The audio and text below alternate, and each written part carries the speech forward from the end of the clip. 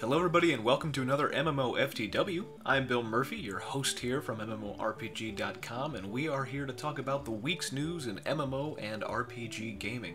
And what a week it was. If you're playing ArcheAge, that means, by playing ArcheAge, I mean sitting in queue and waiting for the servers to let you in. We got a lot of stuff to talk about, so let's get started. First up is ArcheAge. Obviously the game officially launched on Tuesday, and there's just, well, quite a lot of people playing, but only so many servers to contain them. And it's a tricky situation that Trion's in, because if they open a lot of servers now, they risk, and really run the rather great risk, of having those servers be empty in just a few weeks or months as populations level out and people decide they do or do not like the game. Because it is free to play, they're going to come and go as they please, and the new hotness always wears off, right? That's how it goes.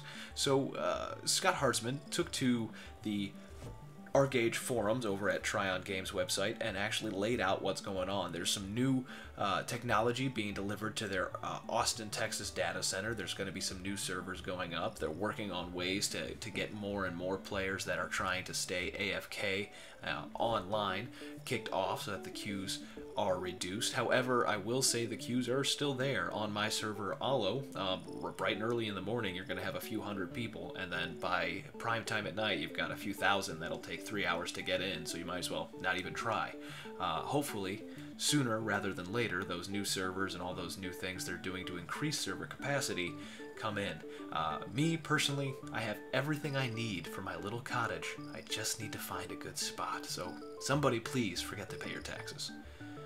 And next up is some RPG news from Square Enix. Final Fantasy XIII, the entire trilogy series, is coming to the PC via Steam and via all other sort of retail outlets as well, but mostly via Steam.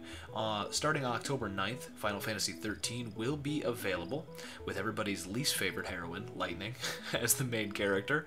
You'll be able to get it off of Steam for just a paltry $15, and if you pre-order it now, you get 10% off. It's pretty cool for those of you who don't have a PlayStation 3 or anything like that and weren't able to catch the most recent Final Fantasy game outside of 14. You'll be able to play the entire trilogy of those games right on your PC while you're waiting for 15 to come out sometime in the next century.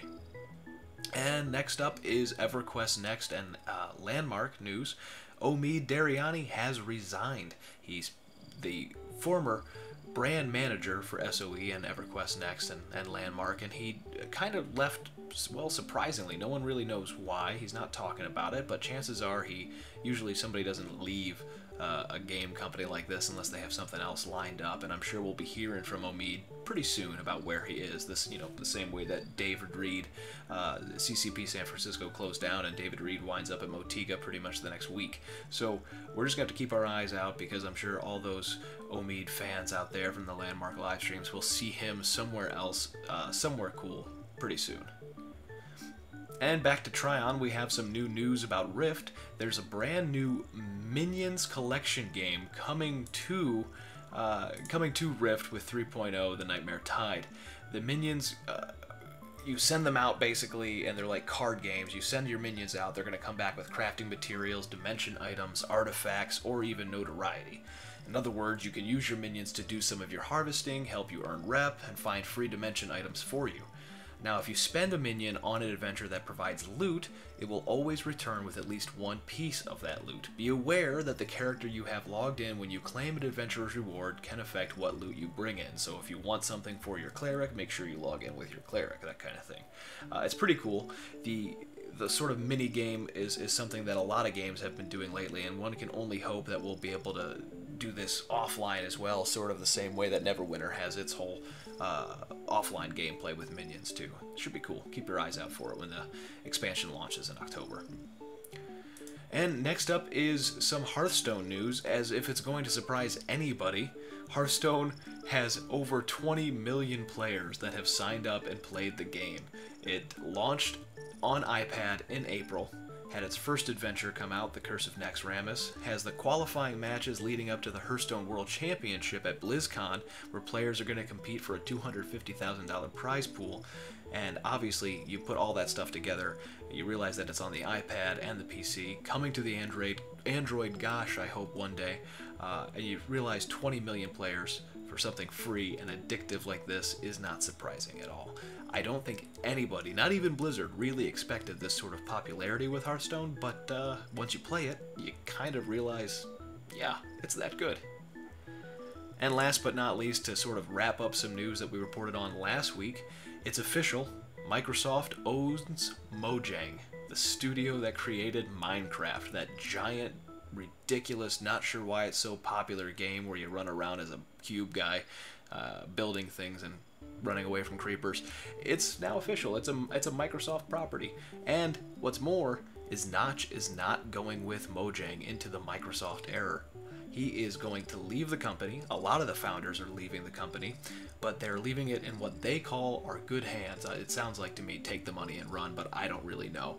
From what I understand, Notch started things off with Mojang wanting to be a small indie developer. He never expected Minecraft to take off the way it does, and who knows, maybe it just started to get to him, the sort of responsibility that comes along with this giant, massive property that's taking over the world as Minecraft has. Maybe he just wants to go back to doing something small, the same way that Dean Hall is doing with DayZ. He's going to finish DayZ and then just get out and go back and do small stuff. These guys maybe never really wanted the popularity that they had, or maybe they're just afraid of Gamergate. Who knows? In any case, that'll do it for this week's news, folks. Thanks for listening. Thanks for watching. As always, I'm Bill Murphy. Be sure to follow us on MMORPG.com without the dot on Twitter, Twitch, YouTube, Facebook, and even Google+. You can follow all of our channels there. If you want to follow me on Twitter, I'm at @TheBillMurphy. And if you want to join up with me and play some Destiny and other stuff like that, you can get me on the PlayStation Network at Bill Murphy MMORPG, and on Steam at Joe Bildo. So yeah, do it. Go ahead. Talk to you guys later. See you next week. And oh yeah, don't forget, don't let a bad pug get you down.